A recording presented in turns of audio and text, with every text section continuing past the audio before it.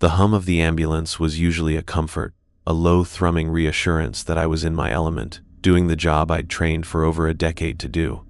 10 years on the streets as a paramedic, you see things. You develop a thick skin, a gallows humor, and an almost preternatural ability to compartmentalize. But nothing, not the worst traumas, not the most heartbreaking losses, had prepared me for the calls to that house. It started, as these things often do, with a night like any other. Rain lashed against the windshield, the kind of miserable, persistent drizzle that made every surface slick and turned the city lights into blurry coronas. Sarah Chen, my partner for the last 3 years, was navigating us through the late-night traffic, her usual calm demeanor punctuated by the occasional muttered curse at a rogue taxi. I was doing paperwork, the familiar litany of patient care reports, restocking checks, the mundane scaffolding that held up the chaotic reality of our profession. "Anything good on the scanner?" Sarah asked, her voice slightly tinny through the headset. We kept the radio low, a background murmur of the city's unfolding emergencies. "Usual Friday night symphony," I replied. "Domestics, a couple of chest pains, sounds like a fender bender over on the west side. Nothing we haven't danced to 1,000 times."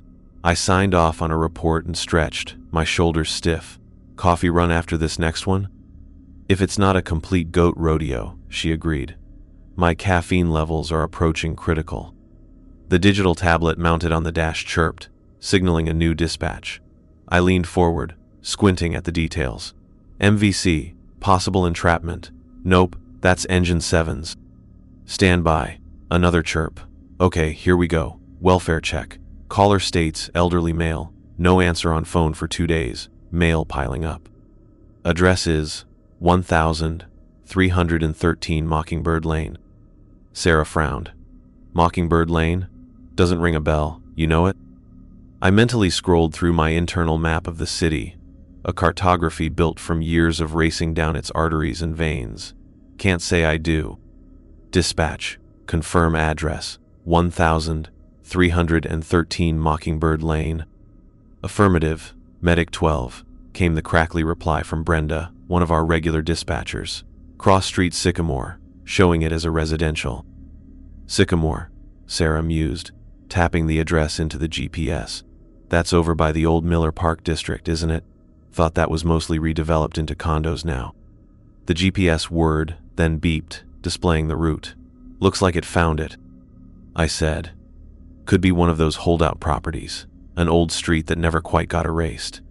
It happens sometimes, especially in the older parts of the city. Pockets of the past tucked away amidst the new." The drive took us through familiar territory at first, then veered off onto streets that became progressively narrower and less well-maintained.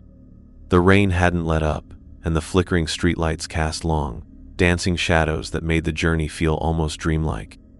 Miller Park was indeed mostly new apartment blocks and trendy cafes, but the GPS insisted we turn down a narrow, unlit alleyway that seemed to cut between two of the larger developments. "This can't be right," Sarah said, slowing the ambulance to a crawl. The alley was barely wide enough for us.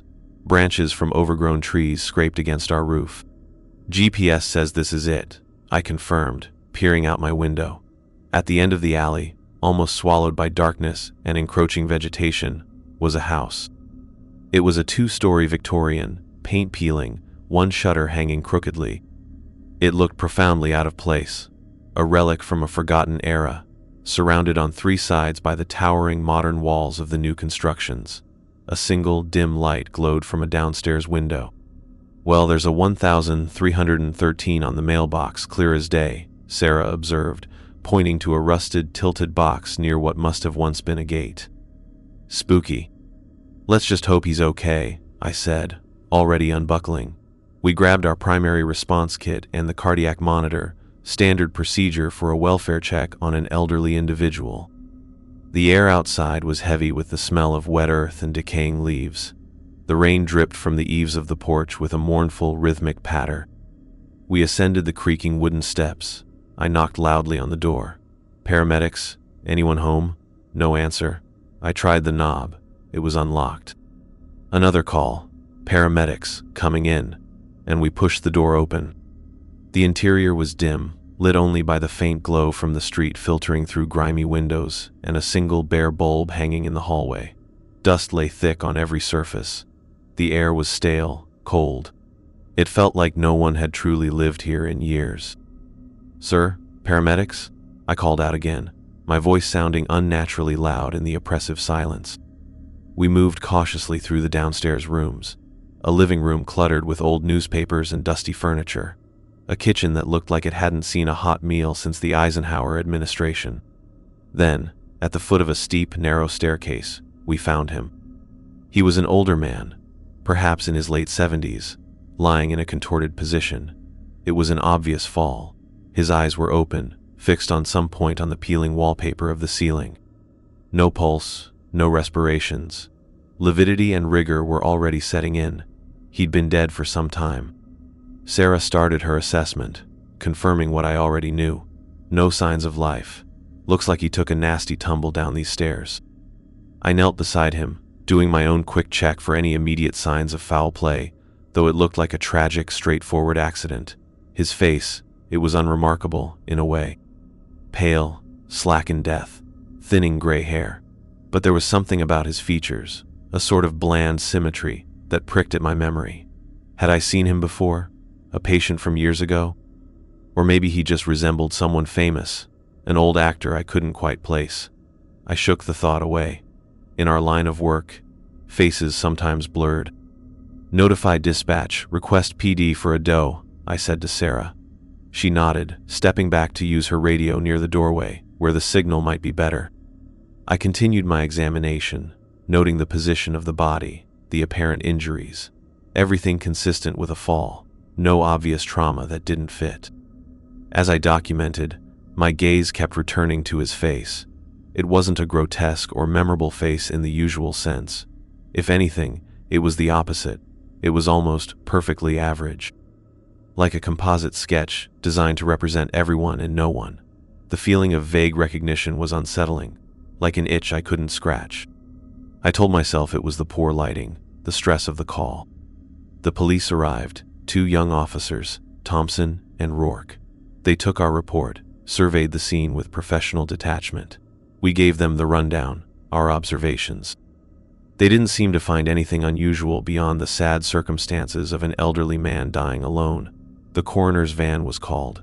We helped bag the body, a grim but necessary part of the job. "You guys know this address?" Officer Thompson asked as we were preparing to leave. "Never been called out to this particular spot before. Feels like it's in a time warp." "First time for us too," Sarah replied. "GPS had a bit of a fit getting us here." "Yeah, it's tucked away pretty good," Rourke added, shining his flashlight around the overgrown yard. "Poor old guy. At least someone finally called it in." We cleared the scene, the image of the dead man's strangely familiar, yet forgettable, face lingering in my mind. Back in the ambulance, the silence was heavier than usual. "You okay?" Sarah asked, noticing my quietness. "Yeah, fine," I said. "Just, that guy's face. Swear I've seen him before." "Probably just one of those faces," she offered. "Or maybe he was a patient years ago. Happens." I nodded, wanting to believe it. We did our coffee run, the conversation shifting to other, more mundane topics. But the house, 1313 Mockingbird Lane, and the man with the generic face stayed with me, a faint disquiet at the edge of my thoughts. The next day, during some downtime at the station, I decided to satisfy my curiosity.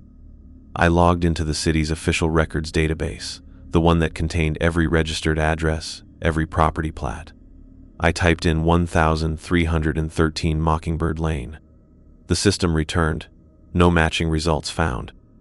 I blinked, checked my spelling, Mockingbird, Lane, 1313. Typed it again, carefully. Same result. That was odd.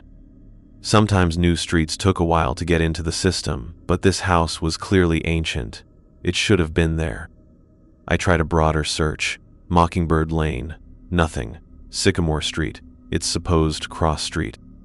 That existed, several blocks from where the GPS had taken us, but with no intersecting Mockingbird Lane listed. A cold knot formed in my stomach. I pulled up Google Maps, a more public and frequently updated system. I zoomed in on the Miller Park area, trying to pinpoint where the alleyway and the house had been. I found the two new condo buildings. The space between them, where the alley and the house should have been, was depicted as a solid block of land, part of the rear grounds of one of the condos, landscaped, perhaps, or just undeveloped green space. No house, no alley.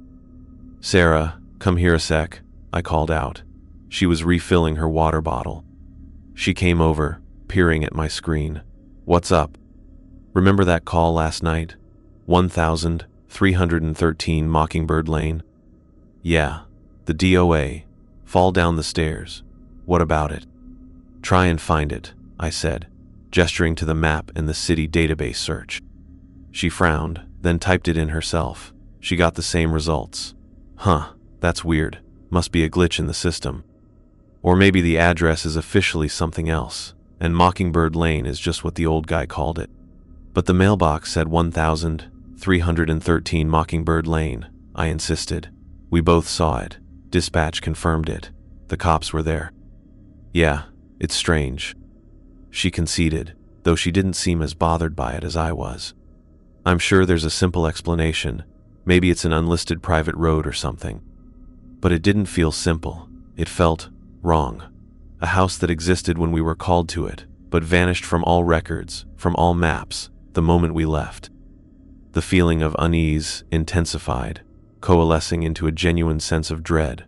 I tried to push it down. We were professionals. We dealt with facts, with tangible realities.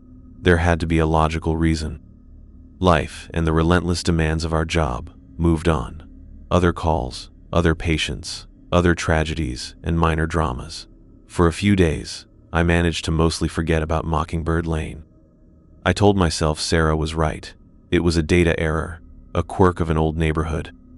The face of the dead man still surfaced in my memory occasionally, but I dismissed it as an odd coincidence, a trick of the mind.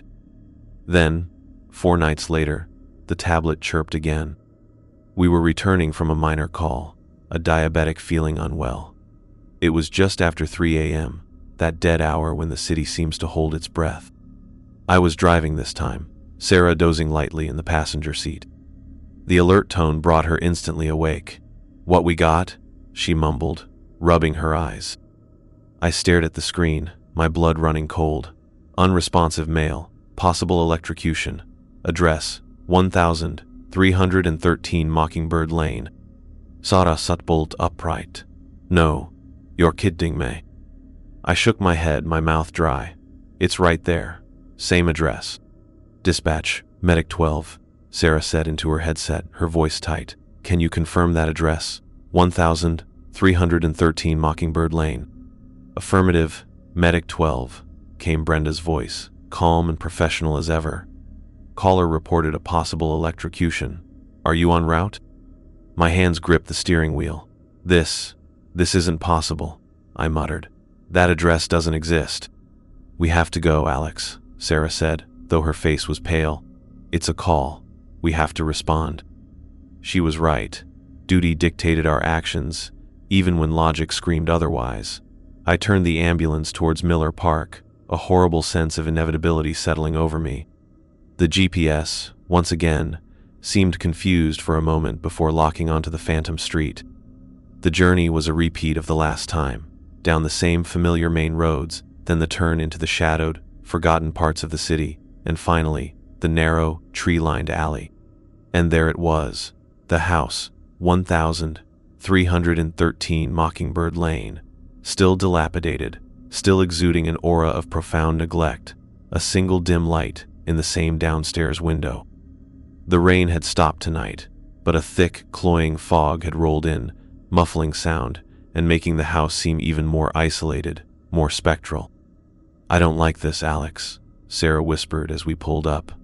"Not one bit." "Me neither," I admitted. "Stay sharp. Something's very wrong here." We grabbed our kits. The porch steps groaned under our weight, louder this time, or perhaps I was just more attuned to every unsettling detail. The front door was, again, unlocked. "Paramedics?" I called, pushing it open. The same stale, cold air greeted us. The same dim hallway, the same pervasive dust. In here, a voice, thin and reedy, called from what we knew was the kitchen. It wasn't the voice of a distressed caller. It sounded more like a statement. We moved towards the kitchen, our boots echoing on the bare wooden floors. My heart was hammering against my ribs. What were we walking into? The kitchen was just as we'd seen it before, if before even had any meaning here. Except this time, a man was slumped on the floor beside the antique refrigerator, a frayed electrical cord still clutched in one hand, the other end plugged into a sparking, archaic wall socket. A shattered lamp lay nearby. The scene was set for an accidental electrocution. He was clearly deceased. No breathing, no pulse, burns on his hand. I knelt down, my gaze drawn inexorably to his face. And then the world tilted. It was him, the man from the stairs. The same thinning gray hair, the same bland, forgettable features, the same pale skin, slack in death. The details were identical. It wasn't just similar, it was exactly the same face. But the body was different. This man was shorter, stockier than the one who had fallen down the stairs. Different clothes, a checked shirt and work pants, unlike the pajamas the other victim had worn. "Alex," Sarah breathed from behind me, her voice choked with disbelief. That's him, the guy from the stairs, the fall victim." "No," I managed, my voice hoarse. "It can't be. Look at him. Different build, different clothes, but the face." "It's the same face," she whispered, her eyes wide with a mixture of fear and dawning horror. "Oh my God, Alex, it's the exact same face." I felt a wave of nausea. My professional training, my years of experience, offered no framework for this. This was impossible. People didn't just reappear with identical faces on different bodies after dying. This wasn't medicine. This was something else, something terrifyingly other. We went through the motions, a macabre pantomime of our duties, confirmed he was deceased, checked for any other hazards. Sarah called it in, her voice strained but maintaining a veneer of professionalism. "Medic 12 to dispatch. We have a DOA at this location. Apparent electrocution. Requesting PD." "Copy that, Medic 12. PD is en route." Brenda's voice was still maddeningly normal. Did she not see the pattern? Did the system not flag that we'd been to this non-existent address for another fatality just days before? While we waited, I couldn't tear my eyes away from the victim. The face. It was a mask, a template, stamped onto different forms. The unsettling familiarity I'd felt the first time now curdled into outright dread. This wasn't a coincidence. This was a design. The same two officers, Thompson and Rourke, arrived. They looked tired. "You guys again?" Thompson said, a hint of surprise in his voice. "What is it with this address?" "You tell us," I said, my voice sharper than intended. "This is the second doe here in less than a week." They looked at the body, then around the kitchen. "Electrocution, huh? Looks like he was messing with that old fridge." Rourke nudged the frayed cord with his boot. "Did you guys handle the last one?" I asked carefully. "The gentleman who fell down the stairs?" Thompson frowned. "Yeah, that was us. Why?" I gestured towards the body on the floor. "Does he look familiar to you?" Both officers peered at the victim's face. Thompson shrugged. "Not really, just another poor soul. They all start to look the same after a while, you know." Rourke nodded in agreement. "Old house, old wiring. Tragic, but it happens." They didn't see it. They didn't see the impossible repetition. Or if they did, they dismissed it.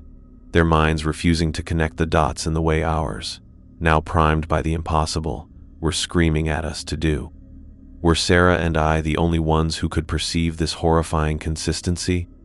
The coroner's team arrived, different crew this time. Efficient, somber. The body was bagged and removed. We gave our statements again. No one else seemed to bat an eye. No one else remarked on the bizarre recurrence of death at an address that, according to all official records, did not exist. Back in the sanctuary of the ambulance, the silence was thick with unspoken fear. Sarah finally broke it, her voice trembling slightly. "Alex, what the hell is going on? Am I crazy, or did we just see the same dead guy twice?" "You're not crazy," I said, my own hand shaking as I gripped the wheel. That was the same face. I'm sure of it. This isn't natural. So what do we do? She asked, her eyes searching mine for an answer I didn't have. Who do we tell? They'll think we're insane. I don't know, I admitted, and the words felt like a betrayal of everything I was supposed to be. Calm, capable, in control. But we can't ignore this. Tomorrow, we talk to Captain Miller. We show him the call logs. Maybe there's a system error, some kind of elaborate prank, though God knows how or why. Even as I said it, the explanation felt pathetically inadequate. Pranks didn't involve identical corpses. The rest of the shift passed in a blur of forced normalcy. We ran a few more calls, minor incidents, but the shadow of 1,313 Mockingbird Lane loomed over everything. Every face I saw, I scrutinized, looking for that bland, unforgettable template. Every flickering streetlight, every patch of fog, seemed sinister. The knot in my stomach had grown into a cold, heavy stone. This wasn't just a series of tragic accidents. This was something else. We were being drawn into something, a recurring nightmare made real, centered on a house that shouldn't exist and a man who died, and died again, always wearing the same face.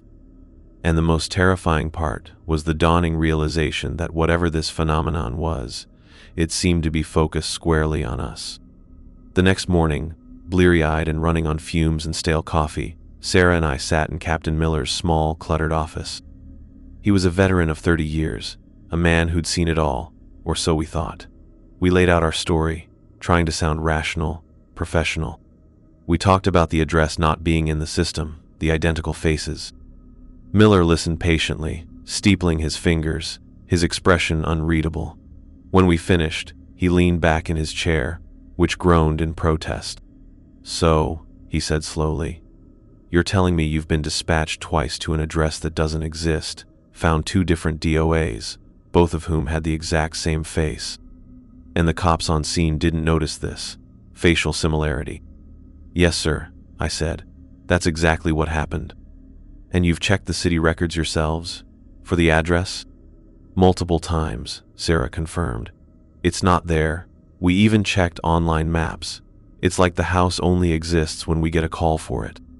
Captain Miller sighed, rubbing his temples. Look, Costa Chen, you're good medics, 2 of my best. But this sounds like fatigue, stress.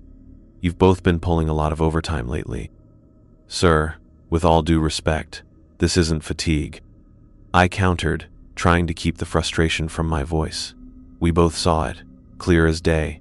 It was the same man's face on 2 different bodies. Coincidence can be a strange thing, Miller said, his tone still gentle but firm. Strong resemblance, maybe.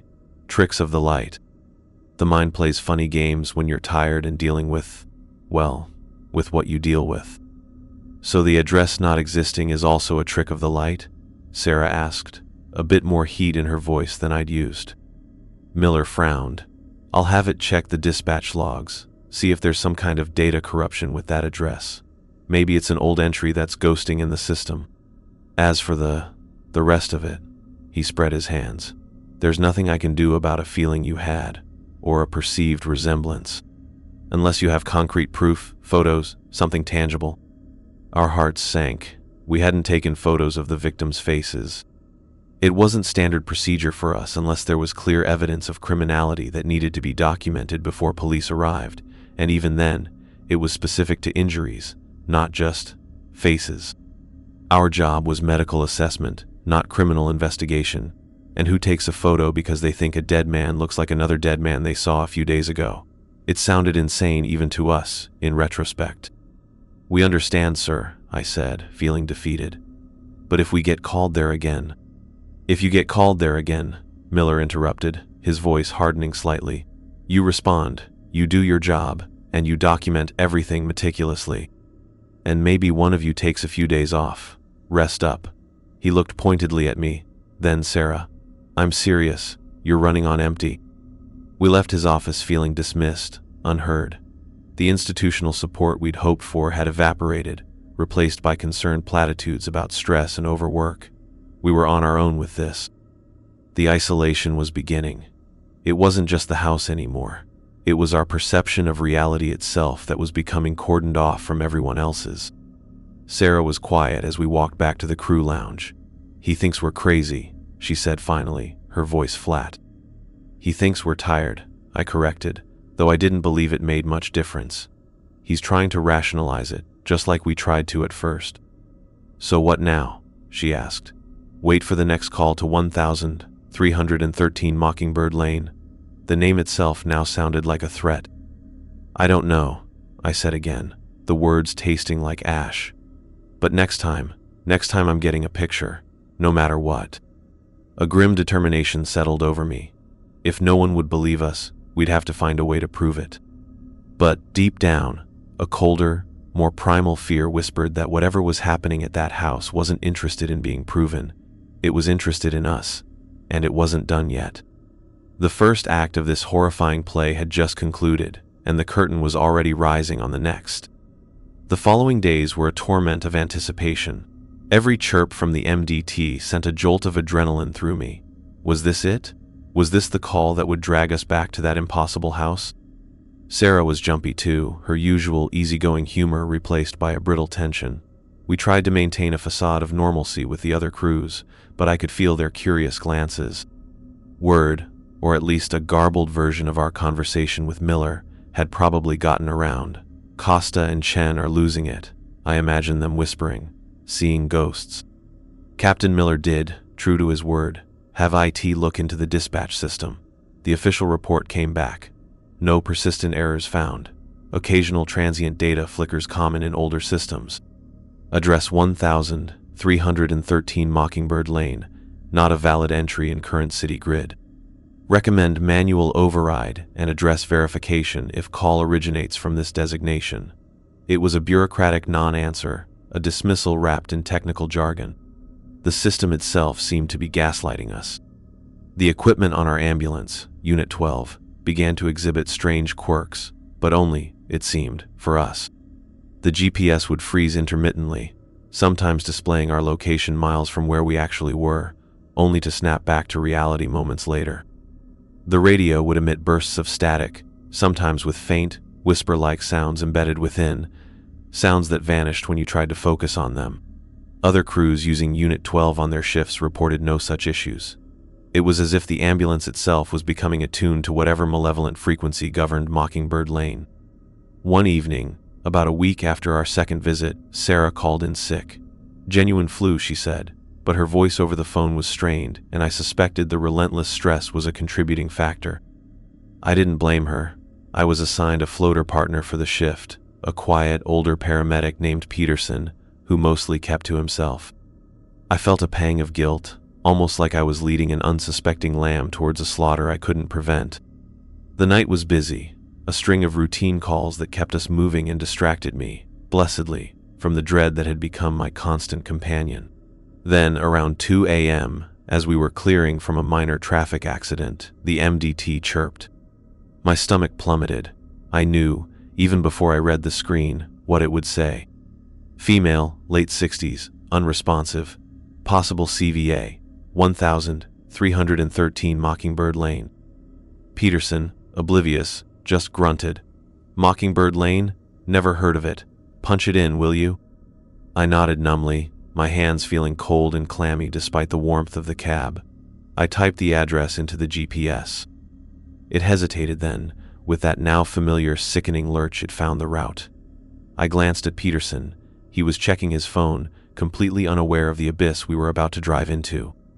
This time, I was truly alone in my knowledge, Sarah's familiar presence replaced by this stranger. The isolation tightened its grip. The drive was surreal. Peterson hummed along to the radio, occasionally making small talk about the weather or station politics. I responded in monosyllables, my attention fixed on the approaching destination, my mind racing. What would it be this time? A stroke, the dispatch said. Another tidy, plausible cause of death. And whose body would wear that awful, recurring face? The alley, the house. It was all horribly familiar. The fog was back, thicker than before, swirling around the ambulance as I parked, making the house look like a decaying galleon adrift in a ghostly sea. A single light burned in an upstairs window this time, a subtle change that felt deeply ominous. "Creepy spot," Peterson commented, grabbing his kits. "Looks abandoned." "Yeah," I managed. My heart was a frantic bird beating against my ribs. I had my personal phone in my pocket, ready. This time, I would get proof. We ascended the porch steps. I pushed the door open. Paramedics. The house was colder than before, if that was even possible. A palpable chill that had nothing to do with the outside temperature. The air was heavy, stagnant, and there was a smell, faintly sweet, like overripe fruit mixed with dust and something else, something vaguely chemical. "Upstairs, I think," Peterson said, gesturing towards the staircase where the first victim had lain. "Dispatch said CVA, could be in bed." My dread intensified. The upstairs light, of course. We climbed the narrow, creaking stairs, Peterson leading the way. The landing at the top was small, with 2 closed doors. The light emanated from beneath the door on the right. Peterson knocked. "Paramedics. Ma'am, can you hear us?" Silence. He tried the knob. Unlocked. He pushed the door open slowly. The room was a bedroom, sparsely furnished. An old iron bedstead, a rickety dresser, a threadbare rug. An elderly woman lay in the bed, sheets pulled up to her chin, her head turned to the side on the pillow. Even from the doorway, I could see the unnatural stillness, the waxy pallor of her skin. Peterson moved to her side, began his assessment. No pulse, no respirations, pupils fixed and dilated. He sighed. "Looks like she passed in her sleep." Consistent with a stroke, given her apparent age. I stood frozen in the doorway, my gaze fixed on her face as Peterson gently turned her head for a better look. The breath hitched in my throat. My blood turned to ice. It was the face. The same meticulously bland, average features. The same thinning gray hair, though now framing a female form, an elderly woman's body. The details were subtly feminized, softer perhaps around the jawline, but it was unmistakably, impossibly, the same template, the same empty, unforgettable face. "Alex, you good?" Peterson asked, looking up at me. "Give me a hand with the monitor. Let's just confirm a systole for the record." I moved as if in a trance, my limbs heavy, my mind reeling. How could this be? A woman now? The entity, whatever it was changing the script. But always, that face. As Peterson attached the monitor leads, I fumbled for my phone. My hands were shaking so badly, I almost dropped it. I managed to unlock it, open the camera app. I had to be quick, before the police arrived, before Peterson got suspicious. "What are you doing?" Peterson asked, his voice sharp with disapproval as he glanced up and saw the phone. "We don't take pictures of patients, Costa. You know that." I need this, Peterson." I stammered, trying to steady my hand. For a report. Something Captain Miller asked me to document if we came back here. It was a flimsy lie, and I knew it. He frowned, clearly unconvinced, but turned back to the monitor. "Well, make it quick. This whole place gives me the creeps." I aimed the phone, my finger hovering over the capture button. The face in my viewfinder was serene, lifeless, and utterly terrifying in its impossible sameness. I took a breath, clicked, once, twice, 3 times. The shutter sound seemed deafening in the silence of the room. I quickly pocketed the phone, my heart pounding. Proof. I had proof. Asystole confirmed. Peterson announced, tearing off the rhythm strip. "All right, let's call it in. Another doe for Mockingbird Lane." He shook his head. Places cursed. If only he knew. The police arrived. 2 new officers this time, young, clearly rookies. They went through the motions, took our statements. They didn't recognize the address, didn't comment on the victim beyond noting her apparent age and the likely cause of death. To them, it was just another sad, lonely end. They showed no recognition of the face, no inkling of the horror it represented for me. As we were leaving, one of the young officers, a woman named Davies, paused on the porch. "Smell that?" she asked her partner. "Smells like old flowers or something, and something else like formaldehyde?" Her partner sniffed the air. "Just old house smell, I reckon." place is probably full of mold. But I knew that smell. It was the smell of the funeral home where my grandmother had been laid out years ago, a faint, cloying sweetness mixed with preservatives. The house wasn't just presenting bodies, it was staging them with an increasingly macabre attention to detail. Back in the ambulance, Peterson was quiet for a long time. Finally, he said, "Costa, what was that really about with the phone? And what did you mean, if we came back here?" I hesitated. How much could I tell him? Would he believe me any more than Miller had? But I had the pictures now. "Peterson," I began slowly, "this is the third time I've been called to this house. Each time, a different victim, different circumstances. But, each time, the victim has the exact same face." He stared at me, his expression shifting from curiosity to disbelief, then to concern. "The same face? Costa, are you feeling all right? That woman back there was an old lady." "The dispatch said CVA." "I know what the dispatch said, and I know what I saw," I insisted, my voice firmer now, bolstered by the photos I hoped were safe on my phone. "The first one was a man who fell down the stairs. The second was a man who was electrocuted. Now this woman. Different bodies, Peterson. Same face." He shook his head slowly. I don't know what to say to that, Alex. I only saw the old lady. She just looked like a dead old lady to me." He looked genuinely worried. "Maybe you should take Captain Miller up on that offer of some time off. You look like you haven't slept in days." The familiar dismissal, the suggestion that I was the one who was broken, not reality. I didn't push it further with him. He wouldn't understand. He hadn't seen what I'd seen, what Sarah had seen. As soon as our shift ended, I rushed home, my mind consumed by the need to see the photos, to confirm that I wasn't losing my mind. I plugged my phone into my laptop, my hands trembling as I navigated to the photo gallery. There they were, 3 pictures of the old woman in the bed, her face pale and still. And it was just an old woman's face. I zoomed in, my heart sinking. There was no trace of the bland, generic template I had seen so clearly, the face that had haunted my nightmares. This was just a deceased elderly woman. Her features were distinct, unique to her. There was no resemblance to the men from the previous calls, no hint of the impossible sameness that had terrified me. I scrolled frantically through my other photos, then back to these. Had I imagined it? Was Miller right? Was it stress, fatigue, my mind playing tricks on me in that awful, creepy house? No, I knew what I saw. Peterson hadn't recognized it, but he hadn't seen the previous 2. The officers hadn't, but I had, and Sarah had. The photos were wrong, or, more terrifyingly, the photos had been changed.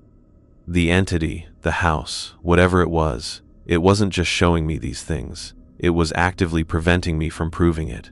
It was altering evidence.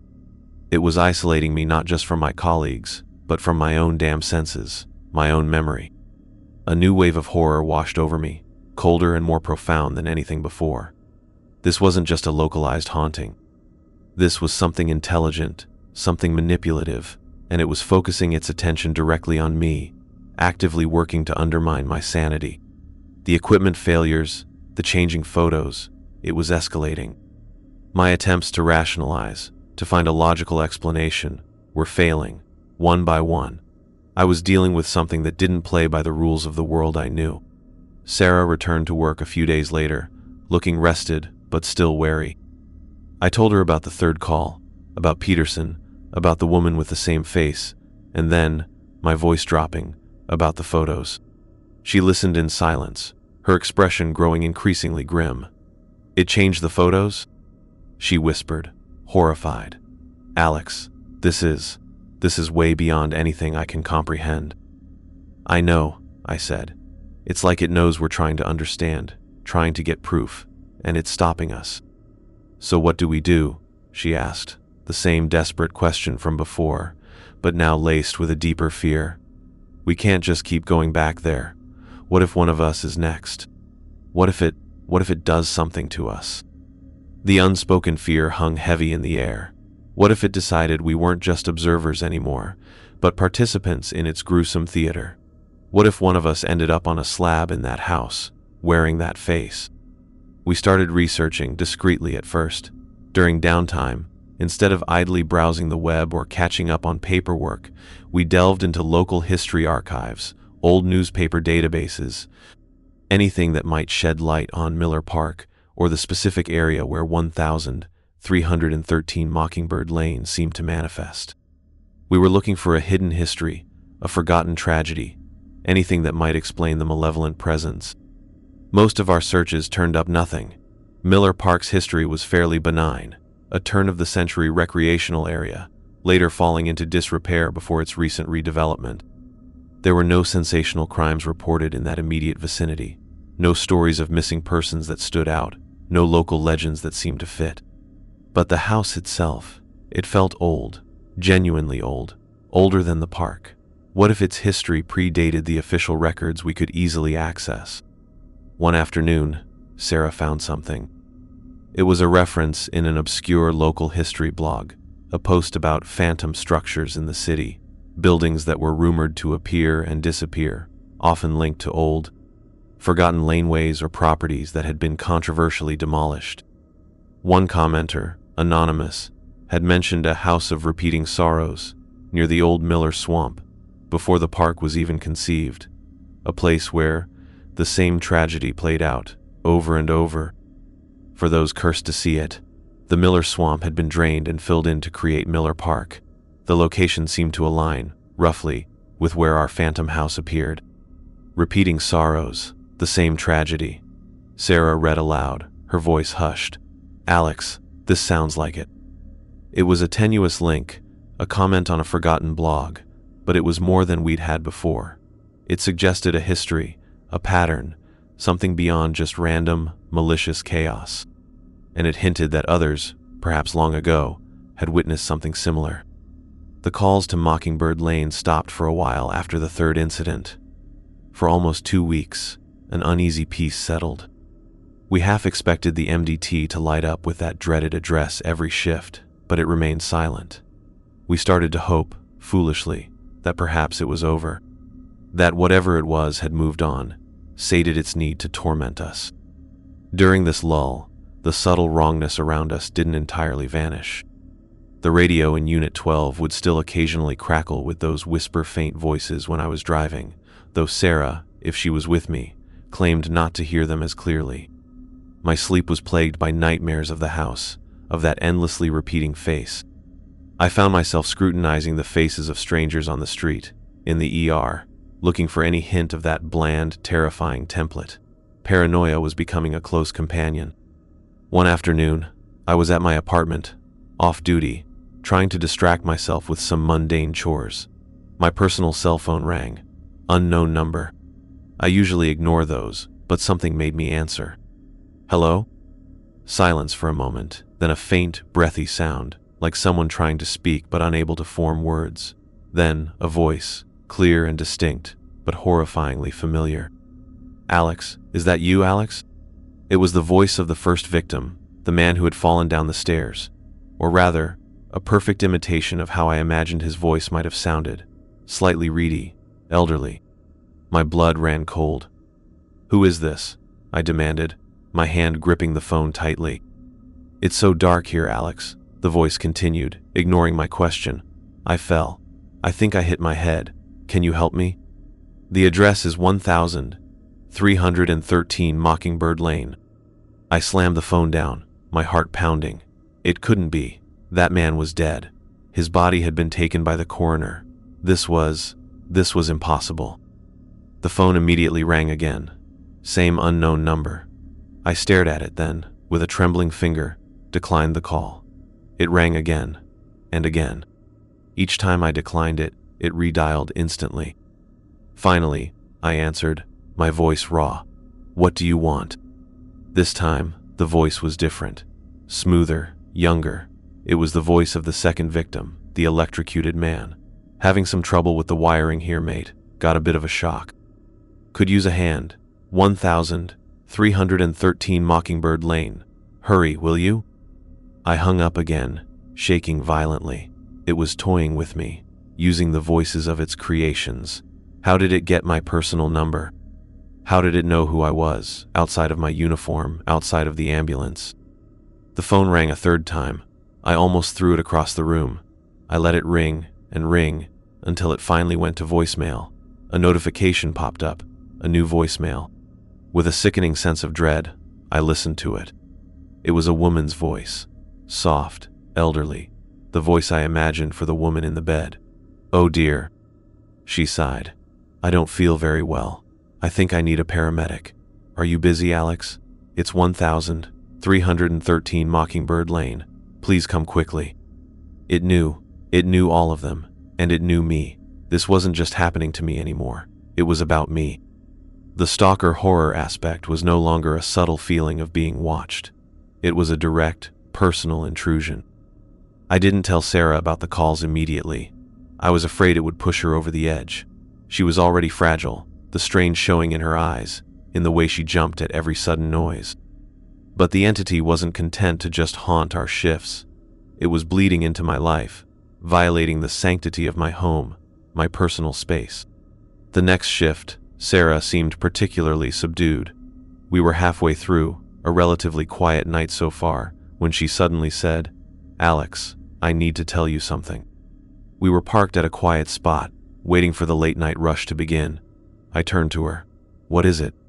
"Last night," she began, her voice barely a whisper. "I got a phone call. Unknown number. When I answered, it was my mother's voice." Her eyes welled up. "My mother died 5 years ago, Alex." My heart clenched. What did she say? She said she wasn't feeling well. She said she was scared. And then she gave me an address, 1313 Mockingbird Lane. Sarah was openly crying now, tears streaming down her face. "How, Alex? How could it do that? How could it use her voice?" The cruelty of it was breathtaking. It wasn't just mimicking its own created victims anymore. It was reaching into our lives, our memories, our deepest griefs, and twisting them into weapons against us. This was psychological warfare.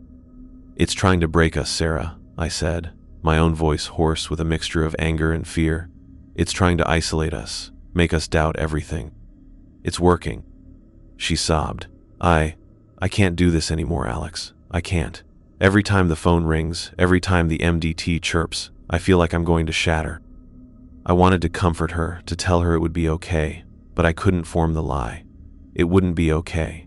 This thing, whatever it was escalating its tactics. It was learning. It was adapting. Later that shift, the inevitable happened. The MDT lit up. Male, middle-aged, chest pen, 1313 Mockingbird Lane. Sarah stared at the screen, her face ashen. She looked at me, her eyes filled with a desperate plea. "Don't make me go, Alex. Please." "We have to," I said, my voice heavy. "It's a call. If we refuse, what then? It won't stop it. It might make it worse." I didn't know if that was true, but the thought of defying this thing, of what it might do in response, was terrifying. Reluctantly, she nodded. The drive was silent, filled with a palpable sense of doom. This time, the house looked different, sharper, somehow, more real. The fog was gone, replaced by a cold, clear night. The stars above seemed distant and uncaring. The light in the house was downstairs again, in the living room, casting flickering shadows on the drawn curtains. We approached the door. I had my hand on the knob when Sarah suddenly gasped, her hand flying to her mouth. "Alex, look." She was pointing at the small, grimy window beside the door. Peering through it, I could just make out the dim interior of the hallway, and someone was standing there, watching us. It was a figure, silhouetted against the faint light from the living room. Tall, indistinct. As my eyes adjusted, I could make out a suggestion of features. And then, with a jolt of pure, undiluted terror, I saw it. The face. It was wearing the face, not on a victim this time, but on something that was alive, standing, observing us. It wasn't slumped in death. It was upright, aware, and it was smiling. A slow, slight upturn of the lips that was 1,000 times more horrifying than any rictus of death. It's wearing the face," Sarah choked out, stumbling back a step. The figure in the hallway raised a hand, beckoned us in. "No," I said, grabbing Sarah's arm. "No, "We're not going in there. Not this time." My radio crackled. "Medic 12, what's your status? Are you on scene with the patient?" It was Brenda's voice, but it sounded off, distorted, too calm. "Dispatch," I said, my voice shaking. "There's someone in the house. They appear threatening. We're not making entry. Requesting immediate police backup. Urgent." "Threatening? Medic 12? The voice on the radio chuckled, a dry, rasping sound that wasn't Brenda's. "He's just eager to meet you. He's been expecting you." Sarah screamed, a raw, terrified sound. The figure in the window tilted its head, still smiling that awful, knowing smile. "We're leaving," I said, pulling Sarah back towards the ambulance. "Now." We scrambled into the cab. I fumbled with the keys, my hands slick with sweat. The engine roared to life. I threw it into reverse, tires spinning on the gravel of the alley as I backed out as fast as I dared. In the rearview mirror, I saw the front door of 1313 Mockingbird Lane swing open. The figure stepped out onto the porch, bathed in the eerie glow from the house. It was tall and slender, dressed in dark, nondescript clothing, and its face, that blank, symmetrical, utterly inhuman face, was fixed on us as we fled. It didn't pursue. It just watched. "It's not just making victims anymore," Sarah babbled, hyperventilating. It's one of them. It is them. It's walking around." "I know," I said, my own terror threatening to overwhelm me. "I know." We drove, not back to the station, but aimlessly, trying to put distance between ourselves and that house. My mind raced. This was a direct confrontation. It had shown itself. It was no longer content to operate through illusion and suggestion. It was an active, malevolent presence. When we finally felt safe enough to stop, miles away, in a brightly lit parking lot of an all-night diner, Sarah was a wreck. "I can't, Alex," she said, her voice broken. "I can't do this job anymore. I'm done. I'm going to put in my papers. I have to get away from this." I didn't try to dissuade her. I understood. In her place, I might have done the same. She was right. This was too much. No job was worth this level of terror, this assault on one's sanity. "What about you?" she asked, her eyes red, rimmed. I don't know," I confessed. Quitting felt like letting it win. But staying felt like a death sentence, literal or psychological. "I need to understand this, Sarah. I need to know why." The research we'd done, the blog post about the House of Repeating Sorrows, felt more urgent now. This wasn't just about victims with the same face anymore. This was about an entity, a presence, that wore that face, that orchestrated these horrors. Sarah took an extended leave of absence immediately, citing stress and burnout. Officially, she was on medical leave. Unofficially, she was fleeing for her life, and I couldn't blame her. Captain Miller accepted her request with a sigh, giving me another concerned look that said more than words. He knew something was deeply wrong, even if he couldn't, or wouldn't, acknowledge its true nature. I was partnered with a rotation of floaters, none of whom stayed with me for more than a few shifts. Word was out that Unit 12 was unlucky, or that Costa was losing it. The isolation was nearly complete. I was the crazy one, the one obsessed with a phantom house and impossible faces. But I had seen its face, alive and watching, and I knew this was far from over. Alone now, in my off hours, I delved deeper into the research. The blog post had mentioned the Miller Swamp. I started looking for older maps, predating Miller Park, trying to find any specific mentions of structures or properties in that area. I spent hours in the city archives, poring over dusty ledgers and faded survey maps. Most were dead ends. Then, I found it. A hand-drawn plat map from the 1880s, detailing a parcel of land on the edge of what was then called Miller's Marsh. On that parcel, a small, square icon was labeled simply, "The Usher Property." There was no Mockingbird Lane, of course. Roads were often just dirt tracks then. But the location, relative to other, still existing landmarks on the periphery, seemed uncannily close to where 1313 Mockingbird Lane manifested. Usher. The name resonated with a faint literary dread, but I pushed that aside. I searched for Usher property in local newspaper archives from that period. It took days of scrolling through microfilmed pages, the print often faded and difficult to read. And then, an article from the Evening Chronicle, dated October 27, 1888. The headline was stark: Tragedy at Usher Place, Entire Family Perishes, Grim Discovery in Marsh House. My hands trembled as I read the faded print. The article described how a local trapper, checking his lines near Miller's Marsh, had noticed a lack of activity from the Usher house, a small, isolated homestead. He'd investigated and found a horrific scene. The entire Usher family, father, mother, and 3 children, dead inside. The cause of death was listed as unknown, though foul play not suspected. The bodies were described as appearing peaceful, yet with a strange sameness to their expressions. One particularly chilling line: it was as if one single, doleful countenance had been impressed upon them all. My blood ran cold, a strange sameness to their expressions. One single, doleful countenance. This was it. This had to be it. The original tragedy. The source of the repeating sorrow. The article mentioned that the house was considered unlucky even before the tragedy, with locals whispering tales of strange lights and unsettling sounds emanating from the marsh around it. After the deaths, the property was abandoned, shunned. No one would go near it. Eventually, it was likely reclaimed by the swamp, sinking into the mire, forgotten by official records as the city grew around the area. But it hadn't truly been forgotten, had it? It, or the entity tied to it, remembered. And it was replaying its tragedy, or some version of it, over and over, using that doleful countenance as its calling card. The face. It wasn't just generic, it was the Usher face. The face of that doomed family, somehow distilled into a single, recurring template of sorrow and death. The research provided a horrifying context, but no solution. If this was an echo of an event from over a century ago, how did one stop an echo?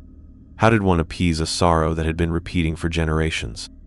The calls to 1313 Mockingbird Lane resumed, but with a new, terrifying twist. They no longer came through the MDT. They came directly to my personal cell phone, often when I was off duty, alone in my apartment. Sometimes it was one of the victim voices. Sometimes it was a distorted version of Brenda, the dispatcher. Sometimes it was a voice I didn't recognize at all, cold, androgynous, and filled with an ancient amusement. "We miss you, Alex," it would whisper.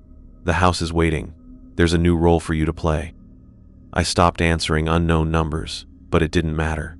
It would leave voicemails. Or sometimes, the phone would ring, and when I looked, the caller ID would display my own name, my own number. It was inside my life, twisting everything. I tried to report the harassing calls, but what could I tell the police? That ghosts were prank calling me? They'd lock me up. The institutional failure was complete. I was utterly alone with this. One night, I was jolted awake by a sound from my living room, a soft thud, like something being placed on a table. I lived alone, my heart hammered against my ribs. I crept out of bed, grabbing the heavy flashlight I kept by my nightstand. The apartment was dark. I moved slowly, cautiously, towards the living room. As I rounded the corner, I saw it. Sitting on my coffee table, bathed in the pale moonlight filtering through the window, was an old, leather-bound physician's bag, the kind a doctor might have carried a century ago. I had never seen it before in my life. With a trembling hand, I reached out and unlatched it. Inside, nestled on faded velvet, were antique medical instruments, a stethoscope with cracked rubber tubing, steel scalpels, slightly tarnished, glass syringes with metal needles, and a small leather-bound notebook. My fingers fumbled with the notebook. The pages were brittle, filled with spidery, faded handwriting. It appeared to be a journal or a set of case notes. The dates were from the late 1880s. And then I saw the name, recurring throughout the notes: Usher. It was a physician's journal, Dr. Abner Finch, according to the flyleaf. He had been treating the Usher family. The entries described their increasing isolation, their strange ailments, their shared melancholia. He wrote of Mr. Usher's obsessive fears, Mrs. Usher's wasting illness, the children's unnatural quietness. He noted their singularly similar cast of features, a family resemblance so profound as to be almost unsettling. The final entries were chilling. Dr. Finch described a visit to the house where he found the family increasingly detached from reality, speaking of the house itself being alive, of shared dreams and waking nightmares. He mentioned a pervasive miasma in the air, a subtle, sweet odor. He felt himself being affected, his thoughts growing clouded, his own mood darkening whenever he was near the property. The last entry was dated October 26, 1888, the day before the family was found dead. "I fear for the ushers," Finch had written, "and I fear for myself. The house, it wants something. It calls to something deep within the blood, something sorrowful and resonant. I prescribed laudanum for their nerves, but I feel it is like trying to cure a sickness of the soul with mere tinctures. I must return tomorrow. I must try to convince them to leave that accursed place." He never got the chance. How had this journal appeared in my apartment? The entity wasn't just calling me anymore. It was leaving me messages, clues. It was drawing me deeper into its history, into its mystery. It wanted me to understand, or perhaps it wanted me to participate more fully. The realization hit me with the force of a physical blow. The calls, the journal, the role for you to play. It wasn't trying to scare me away anymore. It was inviting me. It saw me not as a victim, but as a successor, a new doctor for its house of sorrows. The thought was both terrifying and strangely compelling. My professional instinct, the desire to understand, to diagnose, to fix, was being perversely appealed to. This thing was a master manipulator. I knew I couldn't keep running. I couldn't just quit and move away. It would find me. It had proven that. And Sarah, she had escaped, but what if it eventually turned its attention back to her? What if the only way to protect anyone else was to confront this thing on its own terms? The decision formed slowly, solidifying from a morass of fear and desperation. I had to go back to 1313 Mockingbird Lane, not as a paramedic responding to a call, but as an investigator. As someone who understood, at least partly, what it was. I had to face the entity that wore the usher face. I didn't know what I would do when I got there. I had no weapon that could fight a ghost, no medicine that could cure a haunted house. All I had was the terrible knowledge I had gathered, and a desperate, flickering hope that understanding its past might be the key to ending its present reign of terror. The next night, I didn't wait for a call. Dressed in civilian clothes, armed with nothing but Dr. Finch's journal and a heavy flashlight, I drove Unit 12, my ambulance, my albatross, towards Miller Park. I hadn't told anyone what I was doing. There was no one left to tell who would understand. This was my confrontation, my responsibility. As I approached the familiar area, the GPS on the dash, which had been off, flickered to life unbidden. It didn't show a map. It just displayed a single line of text. "Welcome back, Doctor." My blood ran cold, but I pressed on. The alleyway, the house. It stood silhouetted against the moonless sky, darker and more menacing than ever before. This time, all the windows were dark. No guiding light, no staged scene within. It was waiting. I parked the ambulance, took a deep breath, and stepped out. The air was frigid, unnaturally still. The usual city sounds were muted here, as if the house existed in its own pocket of silence. I walked up the creaking porch steps, Dr. Finch's journal clutched in my hand like a talisman. The front door was ajar. I pushed it open and stepped inside. "I'm here," I called out, my voice sounding small and shaky in the oppressive darkness. "I know about the ushers. I know about Dr. Finch." A faint chuckle echoed from the depths of the house. It was that cold, androgynous voice, the one that had called me doctor. "We've been expecting you, Alex," it whispered, seeming to come from all around me. "The house has chosen. The cycle must continue." The hallway was darker than I remembered, the familiar layout subtly distorted. Shadows seemed to writhe in the corners of my vision. The sweet, cloying odor from the third call was stronger now, mixed with the scent of damp earth and something else, something that smelled like old blood. "What do you want from me?" I demanded, trying to keep my voice steady. "Want?" The voice sounded amused. We want what we've always wanted: an audience, a participant, a witness to our sorrow, and a sharer in it. Dr. Finch understood in the end. He almost joined us. A dim light flickered at the end of the hallway, emanating from the living room. It was an invitation. My heart hammered, but I moved towards it, step by agonizing step. This was it, the final act. The living room was not as I remembered it. The dusty, cluttered furniture was gone.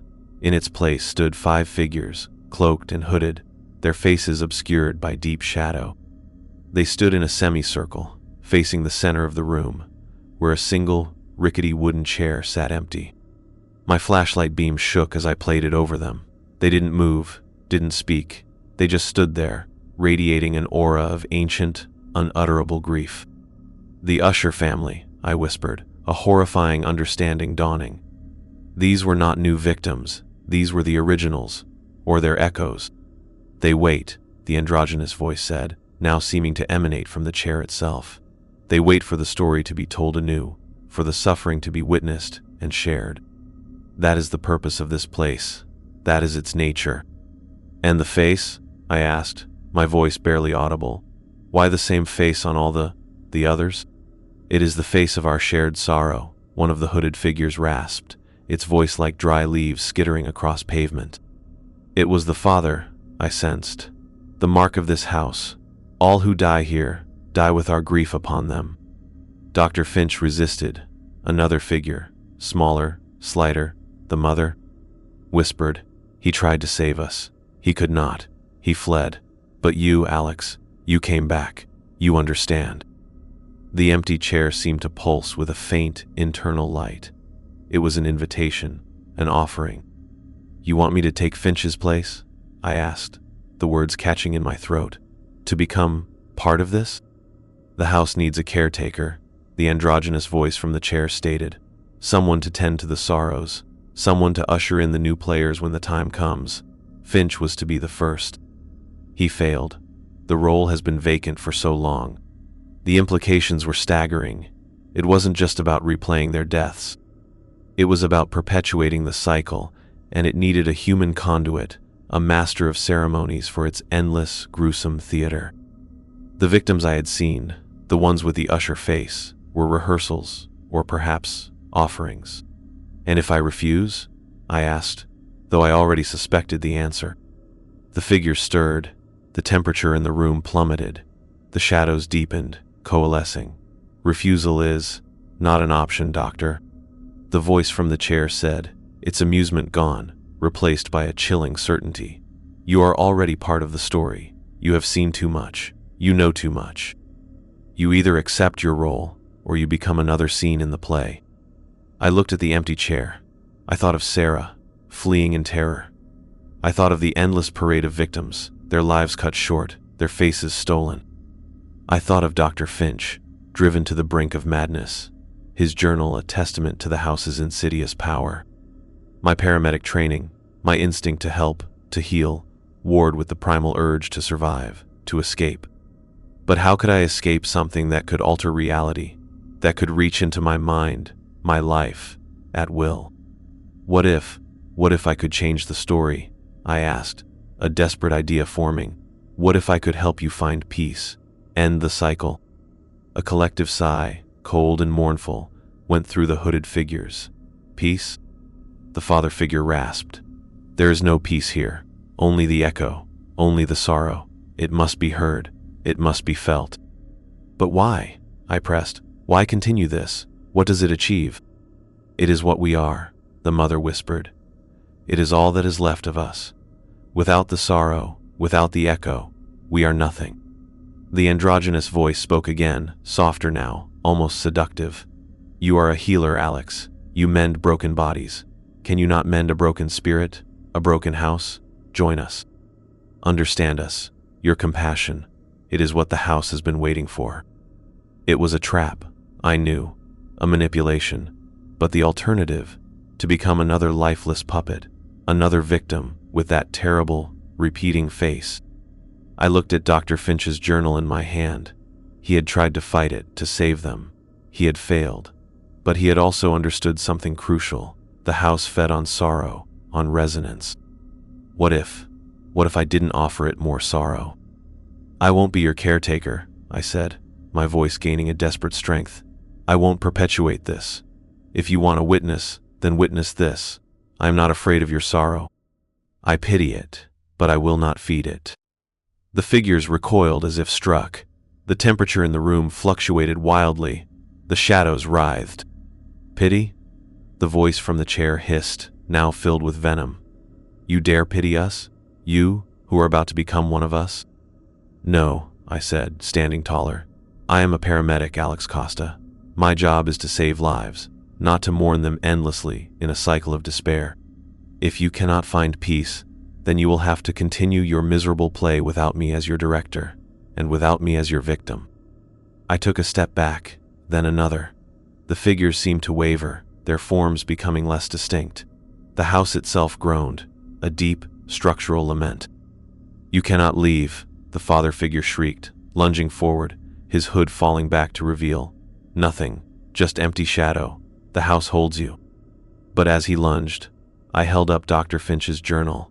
He left, I said. He got away. He documented your tragedy. He gave it a voice outside these walls. Your story is already told, Usher. It doesn't need to be replayed here, like this, forever. The figure froze, its shadowy hand inches from me. The other figures stilled. The journal, it was a record, an externalization of their core narrative. Perhaps it was a loophole they hadn't anticipated. Finch hadn't just fled. He had, in his own way, contained their story, given it a finite form. The story is written, the mother whispered, her voice filled with a dawning, confused anguish. It is known? Yes, I said, pressing the advantage, though my heart was still pounding with terror. It's known, and now, it needs to end. Your sorrow has been witnessed enough. It's time for silence. I didn't know if it would work. It was a desperate gamble, born of a line in Finch's journal, where he'd mused about the power of a story told, versus one endlessly relived. The house began to shake violently. Dust rained from the ceiling. The floorboards buckled. The shadowy figures flickered like dying flames, their forms becoming translucent, their anguished whispers fading. The empty chair in the center of the room began to crack, a dark fissure spreading across its seat. No, the echo, it fades. The androgynous voice cried out, weaker now, laced with genuine panic. The light within the chair sputtered and died. I didn't wait. I turned and fled. Through the distorted hallway, past the smell of decay and sorrow, towards the front door. The house was tearing itself apart around me. Pictures crashed from walls that weren't there a moment ago. Furniture I hadn't seen before splintered and flew across my path. I burst out onto the porch, into the blessedly normal night air, just as the entire structure of 1313 Mockingbird Lane seemed to groan one last, terrible time, and then implode. Not in an explosion of fire and debris, but an implosion of reality itself. It folded in on itself, the shadows rushing inwards, and then, with a sound like a vast, indrawn breath, it was gone. Where the house had stood, there was only the overgrown, empty patch of land between the two condo buildings. The alleyway itself seemed wider, less menacing. The oppressive silence was broken by the distant hum of city traffic, the chirping of crickets. It was over. I stood there, shaking, gasping for breath. Dr. Finch's journal still clutched in my hand. Had I done it? Had I actually broken the cycle? I never got another call for 1313 Mockingbird Lane. The address, if it ever truly existed in the dispatch system, never appeared again. The strange equipment failures on Unit 12 ceased. The harassing calls to my phone stopped. Sarah Chen never returned to paramedic work. She moved to another state, trying to leave the nightmares behind. We spoke a few times, and I told her what happened, as best I could. I think she wanted to believe me. I hope she found some peace. I continued as a paramedic, but I was changed. The things I had seen, the things I had experienced in that house, had carved something out of me, but also filled that space with a grim understanding of how fragile reality could be. I carried Dr. Finch's journal with me for a long time, a reminder. Eventually, I donated it to a historical society, with an anonymous note about its provenance, hoping its story would remain told and not relived. Captain Miller never asked for details about that final night, though I knew he suspected something extraordinary had occurred. He just gave me a long, searching look one day and said, "Glad you're still with us, Costa," and I knew that was as close to acknowledgement as I would ever get from him. The institutional memory would file it away as an unexplained anomaly, or perhaps simply as Costa's bad patch. Sometimes, late at night, when the city is quiet and the shadows are long, I still think about the ushers and the face of their shared sorrow. I wonder if they found silence, or if their echo simply moved on, looking for another place, another witness, another doctor to try and enlist in their endless, mournful play. I hope not. I truly hope not, because I know that some sorrows once witnessed can never be fully unseen, and some houses once entered leave a permanent mark on your soul. I check my rearview mirror a little more often now, especially in the fog, just in case, because the world is a lot stranger and a lot more fragile than most people could ever imagine. And sometimes, the calls you get are for things far beyond your training.